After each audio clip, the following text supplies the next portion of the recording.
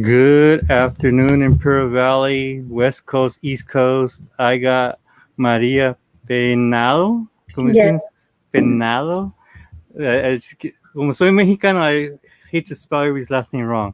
But she's running for school board for El Central School Board. Here's her Facebook page. Like it, share it. And just don't forget, it's a regular conversation. No points on this conversation, and she knows it because if I go back with Maria, we go way back as a homeless task force. She reminded me. Yeah, we met, 10 years plus. But Probably, yeah. yeah, homeless task force when I think was a sheriff at the time. I think the Salvation Army or some group, some Yeah, church. at the Salvation Yeah, Army. Salvation Army. Yeah, that's where it all started at.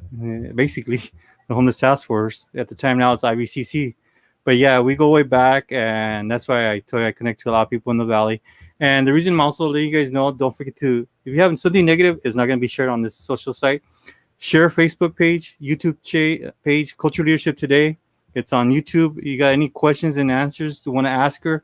I'll post those questions. You guys have questions out there in Pearl Valley, and those that are in El Centro, because this is El Centro race for Maria. She's running for the El Centro School Board District. So throw the beans. Whatever you want to tell the public now. It's your word.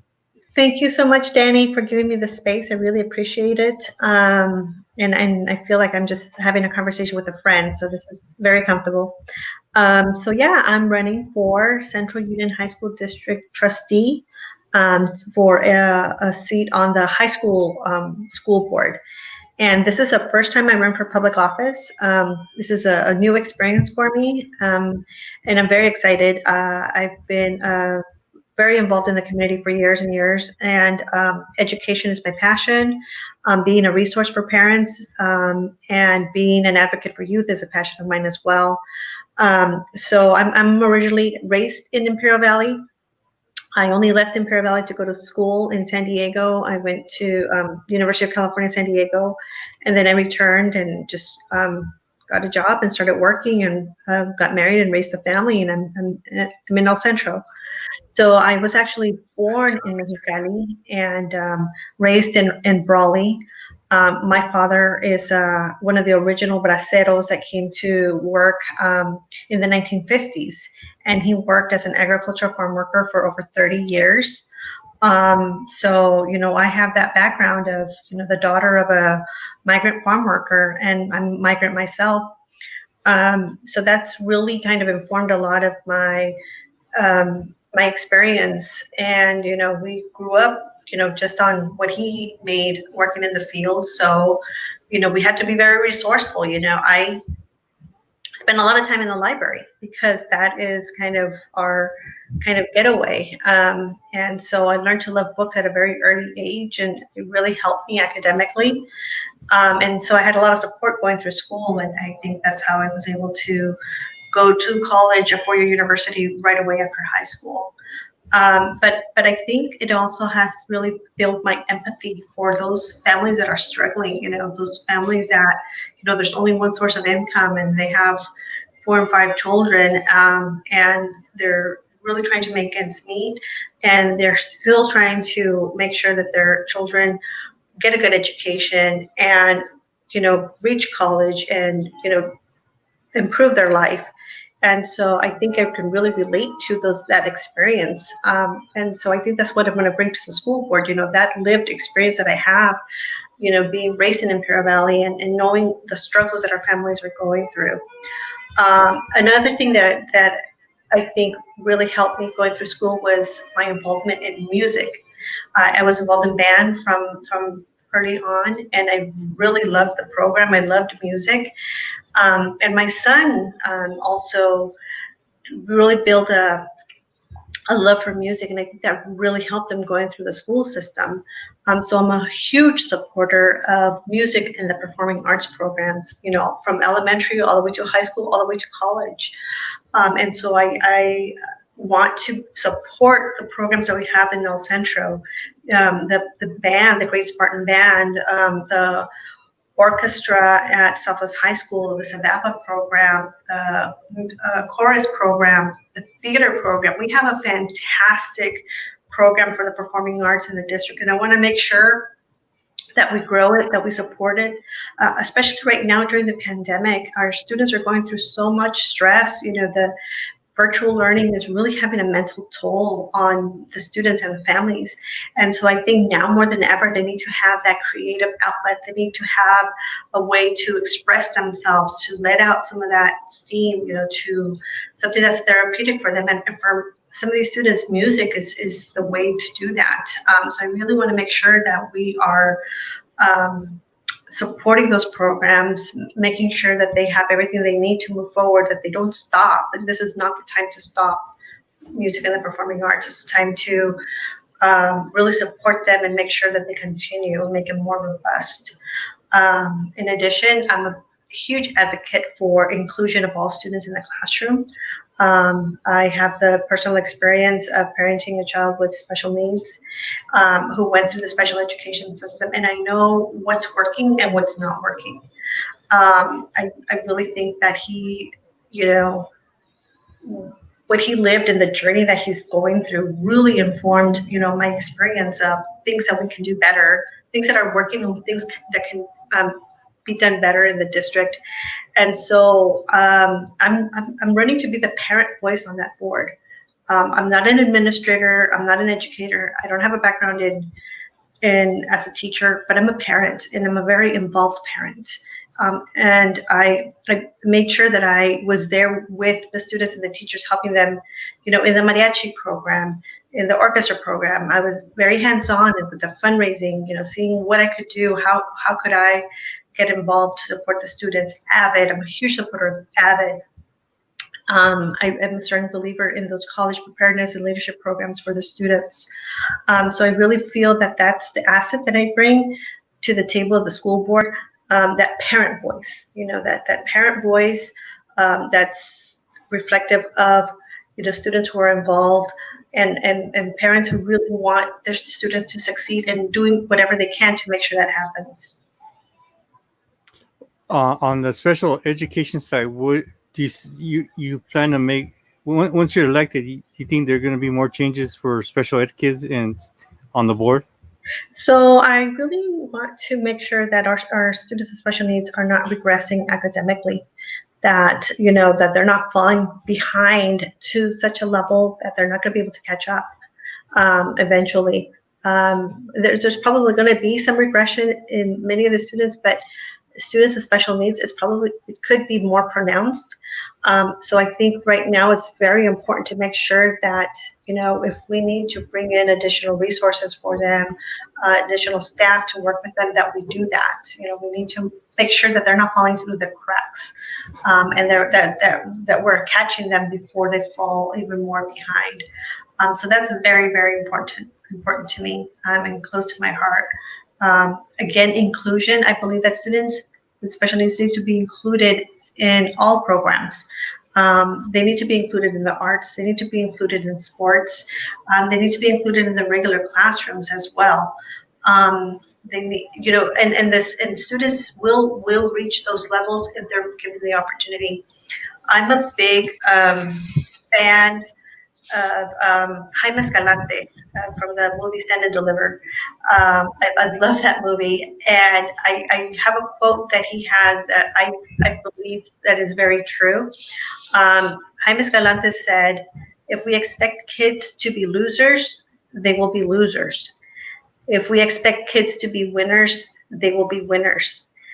They rise or fall to the level of the expectations of those around them, including their parents and their teachers." And I believe that is true to, absolutely true. And so I want to make sure that we raise those expectations to our students, because I believe that our students can meet those expectations. So we need to set the bar high so that they're reaching for the stars. Yeah. On Escalante, you're right on that, because I love his story. They've been throwing a story before election time. They threw another story of him, who he was in LA. One of my contacts has a good family relationship with him and his family in LA. I'm like, what the heck? So yeah, I was bombarded when I had a contact in LA say, dude, I have his family here in front of me in the phone. We're on the phone. Like, well, let me talk to the primo and the prima Escalante's family, in LA, and we're on the phone.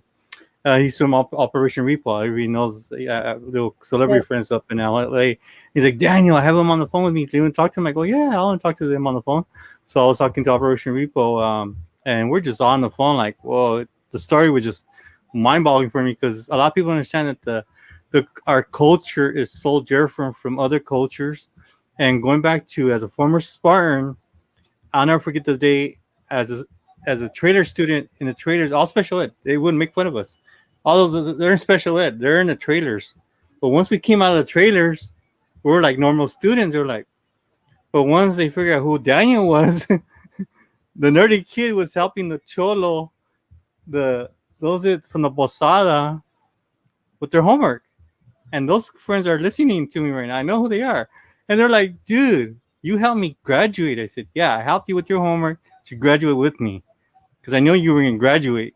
And those cholos, which is, I say, a culture, has to be changed in our raza. I mean, I know we worked many issues together from the homeless side to special ed side sector and to being a mother and parent in that side. And people understand that. That's why we're here to make a change. You're here to make a change. That's why I'm asking people to vote for you because this pandemic is killing everybody. It's hurting a lot of families, especially with the special needs family. Right. And Go ahead. Yeah, so and I'm glad that you bring that up about the pandemic because I think that's something that's also very important for the public to know, especially the El Centro residents, that I have a public health background. I've worked in the public health department for over 20 years. So I've been a public health professional all this time. And so right now, more than ever, it's imperative. It's so important to have a public health voice on that board, because we're going to be making very important decisions that are related to the health and safety of our students and our staff. And so you want to have somebody at the table who has access to the most recent information that's coming from the state, all the mandates that are coming from the state, to make sure we meet those mandates and make sure that we're doing things right and prioritizing the health and the safety of the students and the staff. Because what this pandemic has shown us is that if you don't have health, nothing else matters. That's the most important thing. Without health, nothing else matters. And so I think we need to make sure that, having someone with public health background right now on the school board is a priority. It should be the highest priority. Oh, yeah. So yes, so I think that's something that's very important to share with the public. I bring that to the table. Apart from my involvement in the community, I probably am the candidate that has that background in public health, in the local public health department. I'm also completing my master's in public administration right now through San Diego State University. I'm going through the program. I'm supposed to graduate in May of next year. So that's something that I'm doing. And I'm doing it because I want to improve. I want to excel. I want to bring that knowledge again to my position.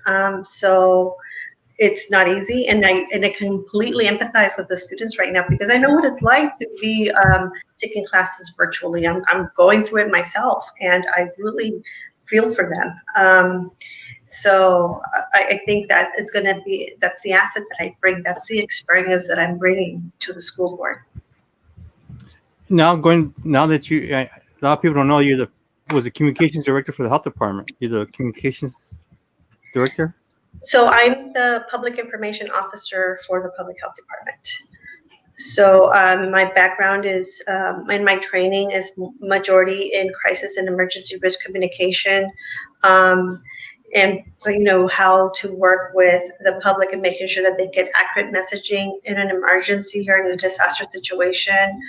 I've developed a lot of working relationships with partner agencies like Imperial County Office of Education, Migrant Education, our healthcare partners, first responders. So I think that's going to be a big asset that I bring as well. Those built relationships that I have with partners, not only at the local level, but at the state level and regionally. So I think that's something that will be positive for my experience on the board. Yeah, because if we go back with the homeless side too, because you also have that experience working with the homeless task force when I was on the board at the time, and I was chair at the time. Because you voted me in. A lot of people don't remember. You voted me in. You were like, Daniel, do it, do it. I don't forget it. With the Salvation Army, you're like, do it. It was hard for me, and people don't understand it. It's not hard to be a chair in these big old groups. And I don't forget, you're one of them. Like, come on, Dan, you could do it. And you were in the background in the seats I eat in the Salvation Army. You could do it. You could do it. I'm like, yeah, okay, Maria. She's pushing me, and then everybody's like, so I became like this chair that time. And yeah, I never forget it. And that's when we were working together on our homeless at the time, and we still are. I Right. mean, that issue, and I know you could bring that issue too because there's homeless in our teenagers now. I've been told that. I've been seeing that list, and it's not even funny no more. Our teenagers are getting homeless out there. Right. You know, And that's another. Go ahead. that's definitely an issue, and not only in high school, but also in our college students. We have college students who are also suffering homelessness, and so one of the things I think that we really need to do and focus on and do a better job of is preparing our students, not only to get into college, but how to deal with the financial issues that come with that. It's not enough just saying, take your A through G requirements and then you're in and then figure it out the rest. We have to provide them with those tools of financial literacy in high school. We have to teach them, what the financial aid process is. How to apply for those scholarships, how to apply for grants. It's really sad that some of the students go to college, but then they get into the severe amount of debt. And so we need to do a better job of giving them the tools to be able to make very smart decisions in the long term regarding financing for college. And I think it's imperative that we do that, because if some of the students are low income, they don't automatically that status of low income doesn't automatically change when they're a college student. They're still continue to be low income. Yeah. And so I think linking them up with those programs that are going to help them, are going to be able to catch them before they fall into those situations, I think is very important. Programs like the Summer Bridge program at UCSD. So if they're first-time college students, and their parents haven't had that experience, it's going to be challenging for the parents to kind of tell them, sign up for this program, or this is how financial aid works, or this is what living in the dorms is going to be like. And so personally, I can tell you that was my experience. I was the first person in my family to attend a 4-year university. And so I had no one to say, this is what you need to do. This is the classes that you need to sign up for. I had to figure it out. And so one of the things that happened is I went into the Summer Bridge program and going into UCSD. So it was basically a program for students who were the first generation college attending, and were low socioeconomic. And so it really helped us kind of figure things out. We had a group of students that we could kind of talk to who were like us, who had the same experience. We had peer counselors, and that was a godsend to have that program catch us. And so I think we need to do a better job of linking these students with these programs so that they're able to catch them before they fall into the situations of homelessness, to teach them the ropes of, what is the best housing for them, how to get work study, what work study is. And so one of the things that they would tell us is, if you get off work study, take it. Because if you don't accept the work study program, you're not going to get offered that again next year. They're going to give it to somebody else. And so those types of advice, I think, is very important. And so I think we need to really talk to the students while they're in high school about, programs that are going to be available to them, and making sure they're linked up with those programs. For example, right now my son is attending Cal State San Bernardino, and they have a program there called the SAIL program. And I don't remember what the acronym stands for, but it's basically an AVID for high school students. And it's for students who are first generation college, are low socioeconomic, or have a disability. So you have to qualify to be part of that program.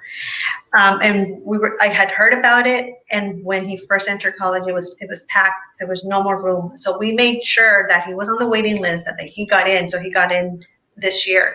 But I knew that this was something that was going to be really good for him. So I made sure that I said, sign up, get on the waiting list, do whatever you need to do to get into that program. And so, those are the type of things that we need to be sharing with these students that are applying for college. And I think we need to do a better job of that. And we also need to do a better job of talking to our parents about what that process is, and not wait until the senior year in high school to tell the parents about financial aid and applying for scholarships. That needs to happen freshman year, and looking forward down the line and really preparing them that way. And so I think those are some of the things that I think we need to have a discussion about in our district, about how do we do a better job of doing that. It's not just you graduated, bon voyage, see you later. It's like we want to make sure that we set them up for success. We need to set up our students for success, because those are students, we want them to be the role models for the next generation. And, if they're the next teachers or professors, we want them to come back and teach our students, that we want them to be the role models for the next generation. And so I think that's something that can definitely be improved in our district. Yeah, and you're right on. You hit the dot on it. Really, I mean, there just needs to be so much to be said. And, what you're saying is true, because a lot of the families don't know. It's like the topics now, due to the homelessness. Going back to that, start educating our high school students and our college students how to start saving up for their income and having the good credit score higher. Because I do financial services, and what trips me out is that all those families are like, "Well, I don't have this, I don't have that." It was, well, did they saved up, or is there an extra bank account credit card they have out there to use as a money day fund? Because COVID, we don't know how long it's gonna last. Honestly, I mean, I've seen the statistics every other day. I study those, and we don't know how long it's gonna last. I don't know, the reports you get from the Capitol, the same thing, and the federal FCC, DC, what goes on in DC, just. And you're in a good department. You do awesome work, and I want also people let them know that you also been out there volunteering for many years. Let everybody know what you volunteered for many years. So I've always been very involved in the community. One thing that kind of really opened our eyes as a family was when my son was born, he was born premature. And he spent a month and a half at Radius Children's Hospital in San Diego. So that was the first experience that my family had of, having a premature infant in our family. And so it was a real big eye-opener for us. So bringing home an infant that was medically fragile and, all those issues that we had to face really opened our eyes to the need of, we didn't know what prematurity was. And there were so many families who were going through the same situation in Imperial County. So we got linked up with Cheryl Anderson from the March of Dimes. And so we started participating in the Walk for Babies. We became the ambassador family for 1 year for the March of Dimes. We told our story about our son and how he was born premature. And, it's so important to prevent premature births because they have to deal with so many issues for years and years after that. So we started doing this fundraising for the March of Dimes, raising awareness. And then we started also going to the hospitals and thanking all the nurses and the doctors that tend to the families and the moms for Prematurity Awareness Day. And really recognizing all the staff that's there to help the moms and the babies when they're born premature. We also volunteer for Radius Children's Hospital for Red Shoe Day to raise funds for the Ronald McDonald's house, because we actually benefited from that. We stayed in that house at Radius for the month and a half that my son was there. So we were so grateful for that resource. That we didn't have to pay a hotel for that whole time we were there. We were able to stay in that home. So now that we can do it, we give back by raising money for that project. I've also been involved with MANA, the Imperial Valley, for over 13 years. I've been on the board for that long. And again, it's a volunteer. I've held many of the positions on the board, from president to scholarship coordinator to membership director. I love the organization. I love what it does. It's about community service and advocating for women and Latinas in Imperial County. The scholarships that we've raised over $140,000 in scholarships since they've been on the board, and it's all for local students. It's for students in high school as well as college. So it's a wonderful organization. I'm very proud to be part of that organization, and I think that experience is really going to also inform my decisions on the school board. That participation in our scholarship programs and the need for more scholarships for our students. I've also volunteered for the community advisory committee for the special education local plan area. And I've been involved with the Epilepsy Foundation of San Diego County. Unfortunately, we don't have an epilepsy foundation in Imperial County. And some of the programs do. Some of the students from Imperial County can access services in San Diego, but it's in San Diego. Not everybody can go to San Diego. So I think that's one of the things that I think we need locally. We need an epilepsy foundation in Imperial County for us. And so that's kind of one of my goals, to make sure that we bring that resource locally, so that people don't have to travel over the hill for that. And then I'm also involved with the Inland Empire Future Leaders Program. Inland Empire in San Bernardino County, they have a leadership program that they've had for over 30 years to promote leadership amongst Latino students. My son participated in that program about 4 or 5 years ago, when he first was going into high school. And it's fantastic. And so I network with those individuals to get more of our students to participate in that program. So it's a 1-week leadership conference in the summer, and the students participate like the summer before they go into high school, and they teach students about how to be a leader in their school and how to be a leader after high school, how to run for office. They teach them how to run a meeting, Robert's Rules of Order. They teach them about how to get into college, how to pay for college. It's a wonderful leadership program, and so after my son participated in it, we volunteered for it, for their fundraisers, to make sure that it continues. And I've also encouraged local students to participate in that program. We've had, I believe my son was the first one who participated from Imperial County, and we've had others since then go. So I'm a big supporter of that program, and I believe that our students can really benefit from those, from leadership programs like that. My son also participated in the Chicano Latino Youth Leadership Program in Sacramento, and I support them as well in the Ivy League Project. So the Ivy League Project is based out of Central California, and what they do is they work with students, and they take them on a tour of all the Ivy League universities in 1 week. So they start in Washington, D.C., and travel up about 3-4 states, and they end up in Boston, Massachusetts, and they visit Harvard, they visit MIT, they visit Princeton, Yale, Columbia, all the major Ivy League universities. I mean, what an experience is that? And so that's another one of my goals, is to bring that Ivy League project locally so that our students can have access to that. So we were linked up with them because they had a booth at the Chicano Latino Youth Leadership Project conference, and so that's how we got linked up with Martin Mares, the executive director, and he invited Mariano to participate in the program, and he raised the money for it, and he went, and it was one of the best experiences he had in high school. So those leadership programs are very important because they open the eyes to our students about what's possible. They can see themselves on those campuses, and that's so important. And so our students are definitely candidates for those universities, but they need to see themselves there.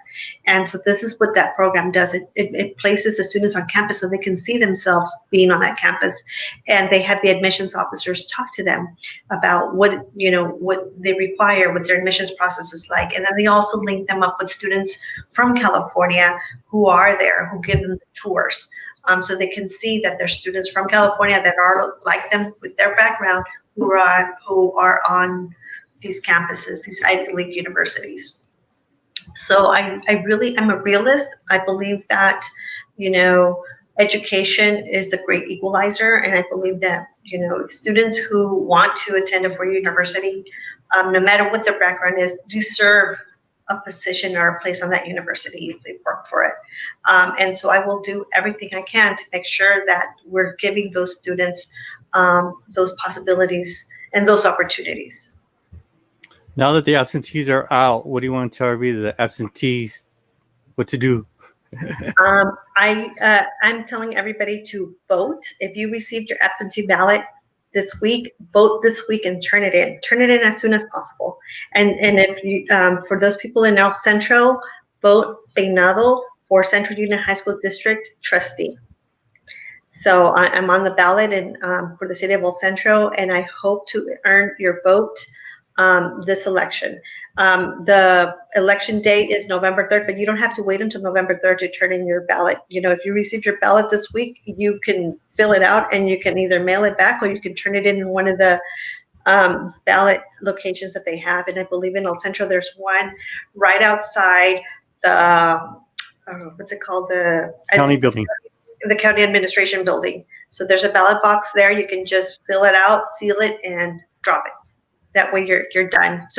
So I mean, you can wait until November 3rd, but why would you? If you have And there's also early absentee. There's early voting. You don't have to. Those that don't vote by mail. There's early voting there. I was there at the election office this morning on training / but I got to be in the building, and they said it's early voting on the side where the cafeteria is at those sections out for that side. And the boxes are right there. There's one the entrance, and the other entrance, the boxes are right there as well. So you could just drop them off in those boxes, any of those boxes. So my recommendation is for everybody to vote. People worked so hard. People protested for years, especially women, to get that right to vote. So if you have that right, use it. Vote as if your life depended on it. Vote. What do you want to say on? Let me go on that picture. Yeah, the famous picture. Well, it was Beyond Borders. Let me see if I could get it on. The women. Yeah, it's a big topic right now. Big saying in the valley about that. I get calls all the time. I'm like, yes, you guys, And I was told you were one of the right. You were one of the idealistics, the one that came with the idea, you could say. Yes, so we were talking, and the topic came up of how many women were running for office, and we thought, wouldn't it be fantastic if we got them all together and took a picture? We're like, why did we do it? And so that's how that happened.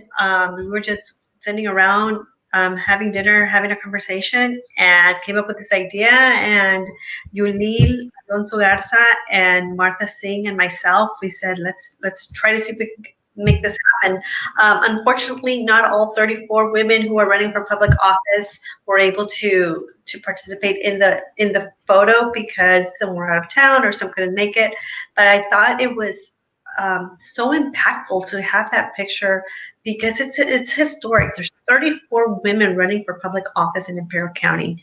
How fantastic is that? And I am honored to be part of that group and say I was there. I was part of that group of women. It takes courage to run for office. I mean, you're out there. Your information is out there. It's a very public thing, and my hats are off to all these ladies. They bring so much experience to the table, and I think more than anything, the fact that some of these women are running for the same office, and we all came together and supported each other regardless. We came together as women first and foremost, and I think that was a very wonderful experience and a very wonderful thing, and I'm very proud to be part of that image and part of that group. And I think that's such a good example to set for our young ladies, our young ladies and students who are in high school right now, and the world is opening up to them and the possibilities, and for them to see themselves in the future also running for public office. I think, is a wonderful thing. So I'm very proud. That was one of the best, one of the highlights of the year personally, and definitely one of the highlights of this campaign. Yeah, that's what I'm saying. It is one of the highlights. I mean, when I heard about it, when I heard the names, I do get contacts to your contacts as well, and they're like, yeah, it was one day, boom, just and it happened. I'm glad you guys end up happening because I was trying to do one for the men too, but I'm like, nah, just 34 is it's like I can't believe it. It's historical in the Pearl Valley. It's never happened before. I was talking to one of the that's running for office in Calapat, Sylvia, and she's like, yeah, it's historic, and we are talking about behind the scenes. She was there too. She's running for Calapat City Yes. Council, and so she was there. We in talks every other day because I'm doing a project with them at their election, so I'll be announcing that later on. But yeah, I was like, she's there, and then Jackie was there from Calapat. You got a few from Imperial, a few from all over the valley were there. Just surprised to see all you guys ladies there. I know half of them. you know. No, it was wonderful. I'm so happy that we were able to get that together, and I think it's a testament to the value is changing, and I think it's a very positive thing in a very positive way. And we said the present is female because we hear a lot the future is female, but we're like, no, it's not the future. The present. The present is female. What we're going through right now is female, and so that's why we had that hashtag. The present is female. So I was honored to be on those steps with those ladies, those fantastic ladies who are running for public office. Thank you for bringing that up. Yeah, your name was brought up in the conversation that you're one of the key point person. I know it's 3 or 4 you guys ladies, but when I heard, I'm like, what, Maria too? So when I heard Maria was involved, I was like, okay. So yeah, where it goes around, we might be a big town, but small contacts, But I'm glad you guys did that, like I said, and this historic happens in many ways due to Yeah. election or after election. No, Go ahead. it was wonderful. It was great. Yeah, I heard it was like 9 o'clock in the morning. You guys were out there. 8 o'clock in the morning. Yes. So yeah, I mean, yeah, and I got winded later on. I'm like, oh, it's okay, That's what we all do our media shows. We're now keeping our distance, COVID, and I learned that today when I was at the county building. Thank God everybody knows me in there. But I was walking, felt like I was walking in A shells because they even changed the carpet to a new thing inside the building. I was like, what is going on in here? I've been in this building, and it was like, what the heck? We're living in the future, back to the future, I call it. But yeah, from the entrance you walk in that building, it's just like, yeah. But yeah, I just want to say, commend you for running for office. I was surprised when I saw the list because I keep a list of everybody's running for office, and I also keep the list of when the next election, all that comes part of politics. That when the absentee ballots come out, and I was glad they came out because mine came out. And I went straight to the county, delivered it there, and I had to go work today, training. But yeah, I was like, here, Josie. She's like, already done. I go, here. You already know how I work, how I do it. Just here. Good job. Turn in my ballot to Josie, and Josie knows it. And Josie's listening too, because Josie's on my Facebook page. And also, Deborah Porter, if you're listening, you were there too. You saw me there, Debbie Porter. So yeah, I'm just glad that just so much COVID awareness, which I'm gonna throw out pretty soon over the election. But yeah, I'm glad you're running for office. I seen you work behind the scenes. I seen you from the homeless task force almost 13, 12 years ago. That happened, but things change in life. Then with your son, and then when I had my son, we were discussing that too over the disabilities, and then now you're running for office. I'm glad you put your hat into it, because it's not easy. So I ask everybody in the Pearl Valley to vote for her. Those in El Central that are listening. And how far does your district go to? Heber too, or just El Central?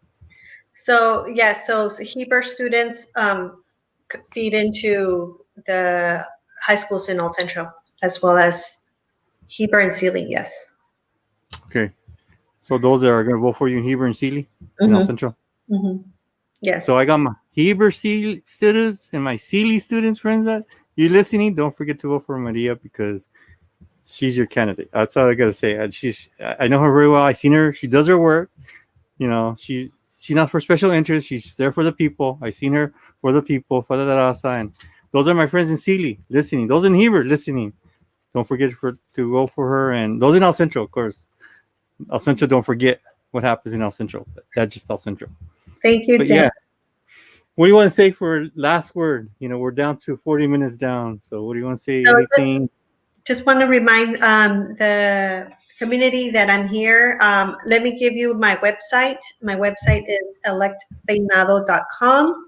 On Facebook, I'm Maria L. Peinado for CUHS Trustee, CUHSD Trustee, and on Instagram, Elect Peinado. So they can follow me on all those different platforms. I'll give you my phone number. Taking phone calls if people have questions about my campaign. It's 760-996-0679. So there's different ways to contact me. Please call me if you have a question. And most importantly, vote for Peinado for Central Union High School District Trustee. Thank you for the nice session we had, and yeah, I'll be seeing you soon. Talk to you soon. But yeah, thank you for giving me the time, because these interviews are crazy. We're down to the crunchy time. Was it 13 days, 13 Yeah. weeks, or I saw a number, it was 13 days. I don't know. I'm just looking forward to November 3rd. And that's it. That's what my mind is 3rd. Thank you, Daniel. Thank you so much. Thank you, and we'll Okay. talk soon. And thanks for putting out your number, your website. Glad you got a website. I thought you just had a Facebook, but you have a website, which is good. And donate to her campaign, and thank you.